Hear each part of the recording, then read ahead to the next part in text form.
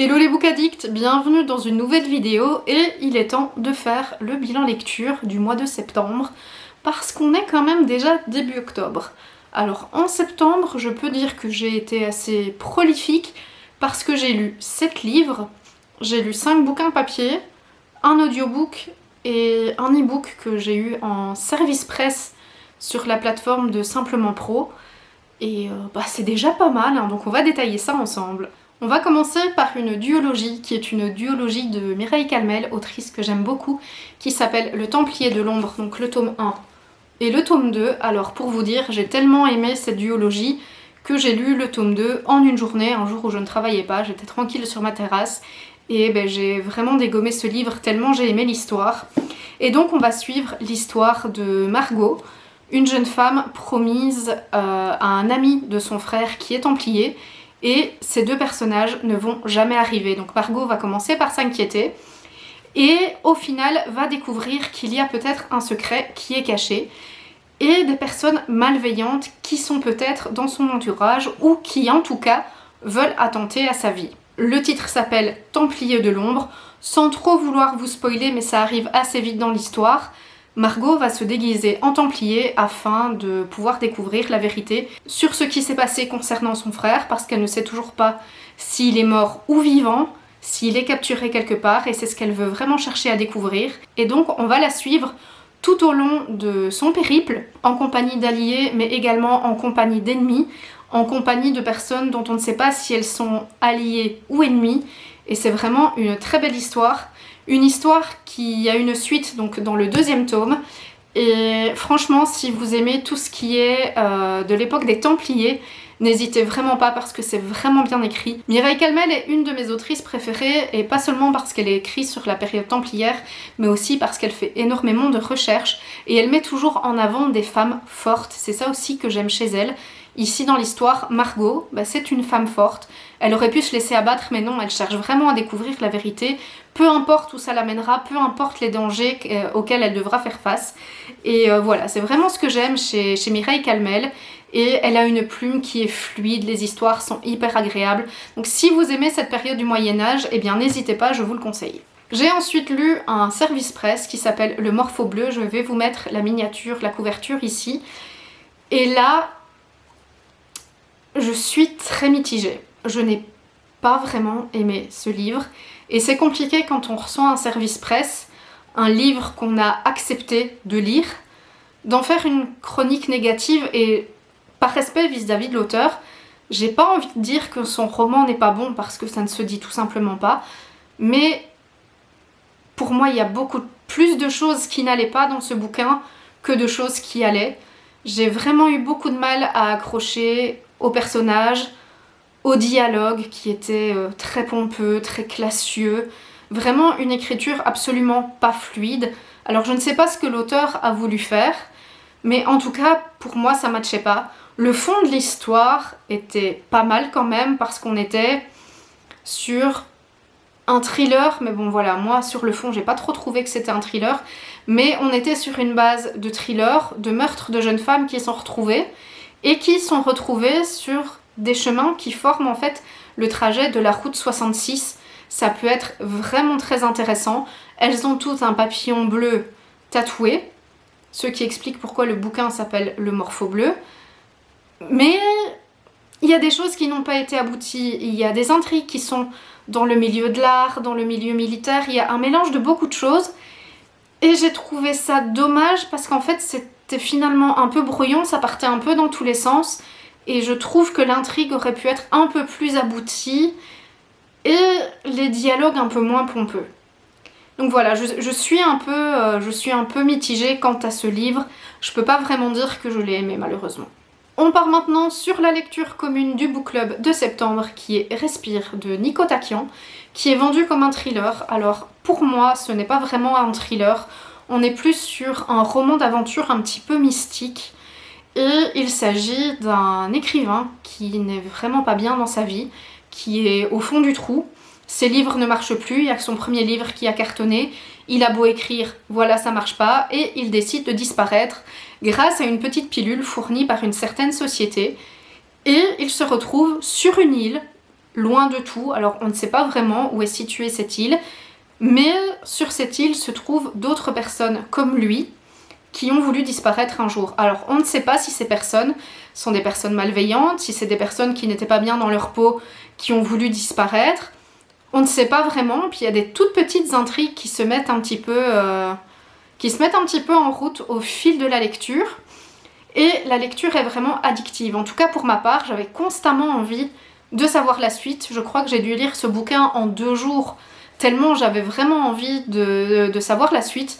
Et avec parfois des retournements de situation auxquels on ne s'attendait pas.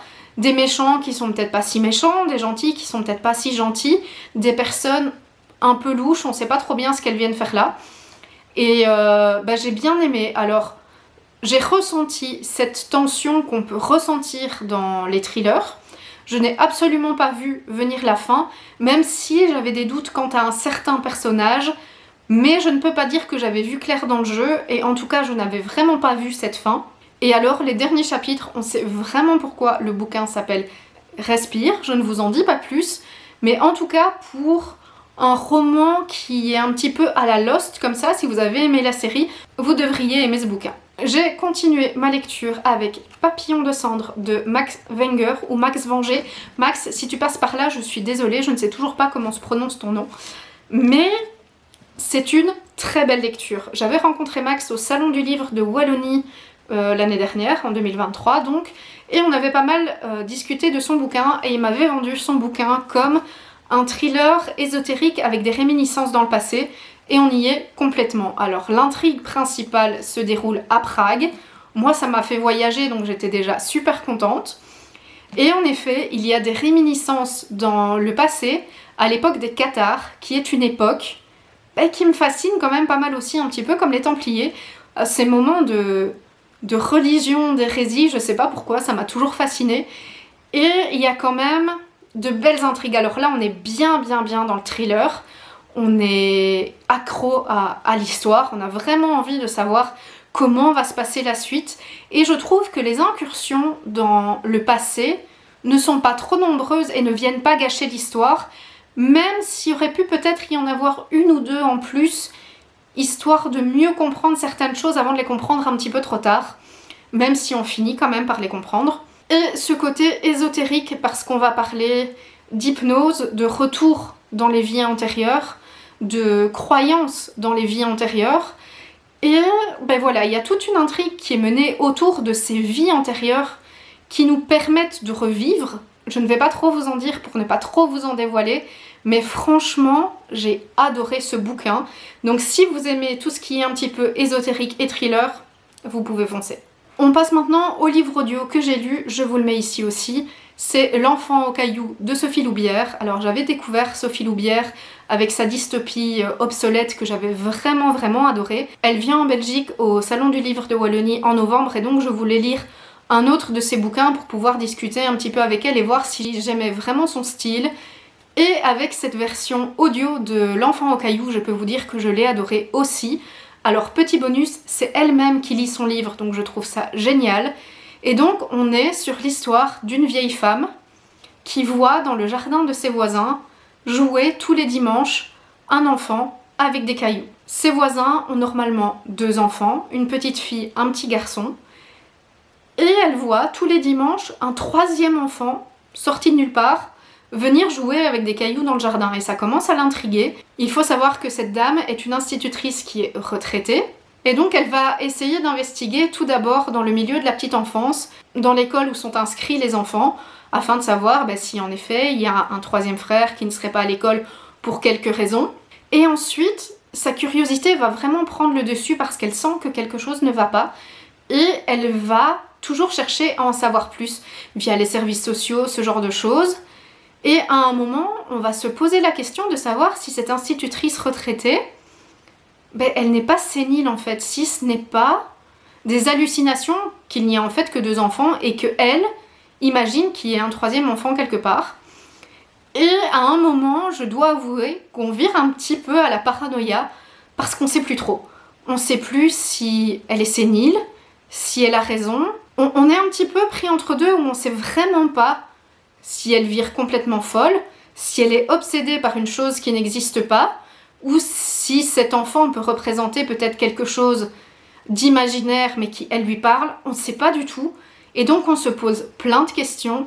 Et là aussi, j'ai vraiment été surprise de la fin, je l'avais pas vu venir. Et j'ai été super contente d'avoir écouté ce livre du coup, parce que je ne l'ai pas lu. J'ai vraiment été plongée dans cette ambiance, j'ai vraiment accroché. Je crois que la lecture audio doit durer 7 heures. Je l'écoutais tous les soirs, j'ai vraiment pas vu ma lecture passer. C'était vraiment très très bien. Donc si vous aimez ces romans où il y a un petit peu de tension, où on ne sait pas si le personnage vire fou, est-ce qu'il a raison, est-ce qu'il a tort, parce que tout son entourage à un moment est contre lui, est avec lui, bref on sait plus. Si vous aimez ce genre de roman, n'hésitez pas parce qu'il était vraiment très très bien. Et on termine avec un autre roman d'une autrice que j'adore, qui est Barbara Abel avec Je sais pas. Alors celui-ci, je lui avais pris au Quai du Polar à Lyon.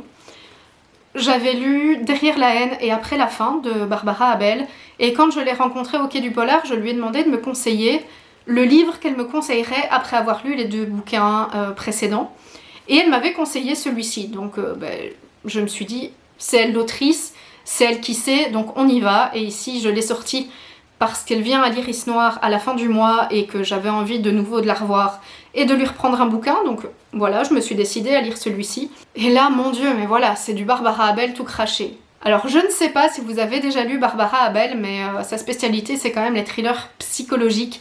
Et ici on est vraiment dans la psychologie à fond. Donc je sais pas, ça raconte l'histoire d'une petite fille de 5 ans qui part en classe verte avec les autres élèves de sa classe et ses professeurs. Et au cours de la journée, ils vont construire des cabanes et cette petite fille qui s'appelle Emma, tout d'un coup, va disparaître. Donc tout le monde va se mobiliser pour la retrouver. Certains professeurs vont rester au quart avec les autres élèves pour pouvoir contenir les élèves. Et d'autres professeurs vont se mettre en route dans les bois pour tenter de retrouver la petite fille, dont Mylène, la professeure de la petite. On finit par retrouver la petite Emma et Mylène, son institutrice, reste malheureusement introuvable. Quand on interroge Emma pour savoir ce qui s'est passé, est-ce qu'elle a croisé son institutrice, la petite, qui est en état de choc parce que forcément elle s'est perdue dans la forêt, même si c'était pas très longtemps, mais elle s'est quand même perdue, elle était loin de tout le monde, sa réponse c'est « je sais pas ». Donc elle ne sait plus, elle ne sait pas si elle a croisé Mylène, son institutrice, elle ne sait pas si elle l'a vue passer au loin, elle ne sait plus. Elle est incapable de dire ce qui s'est passé, elle est incapable de raconter ce qui s'est passé. Donc la petite est retrouvée, elle peut repartir chez elle, mais Mylène, elle, est toujours portée disparue. Seulement, pour la police, étant donné que Mylène est une adulte, la disparition n'est pas inquiétante pour le moment. Va s'en suivre en fait toute une histoire où on va suivre d'un côté la petite Emma que les policiers veulent interroger pour savoir ce qui s'est passé, que les parents veulent interroger pour savoir ce qui s'est passé, et Mylène, toujours disparue. Où est-elle? Ça bien évidemment, je ne vais pas vous le raconter pour ne pas vous spolier l'histoire, mais les apparences peuvent être trompeuses. Voilà, j'en dis pas plus, je sais pas, ça porte bien son nom, c'est qu'il y a des personnages dans l'histoire qui savent pas, peut-être qu'ils savent et qu'ils veulent pas le dire, on sait pas trop. Là encore une fois, il y a toute une paranoïa qui se met en place, il y a toute une intrigue qui se met autour de ces personnages, et là encore une fois, j'ai envie de dire que Barbara Abel m'a bien menée en bateau, comme dans ces 2 bouquins précédents. J'ai été scotchée de la fin parce que je n'avais absolument pas vu venir ce scénario. J'en avais imaginé, j'avais peut-être deviné certaines choses, mais cette fin, je ne l'ai absolument pas vu venir, et je peux vous dire que j'ai été scotchée, là aussi. J'ai dû lire le bouquin en 2 jours tellement j'étais vraiment accrochée à l'histoire, tellement c'était haletant, palpitant. Voilà, donc si vous aimez les thrillers psychologiques qui vous montent un peu le cerveau, ou vous savez plus quoi penser, n'hésitez vraiment pas à lire ce bouquin, parce qu'il est vraiment extra. Et j'ai hâte d'en lire d'autres de Barbara Abel. Et voilà pour cette vidéo bilan lecture du mois de septembre. N'hésitez pas à me dire quel est votre bilan lecture du mois de septembre, quel a été votre coup de cœur du mois. N'hésitez pas à liker, à partager ma vidéo et à vous abonner à ma chaîne si vous aimez mon contenu. Et en attendant la prochaine vidéo, prenez soin de vous. Ciao!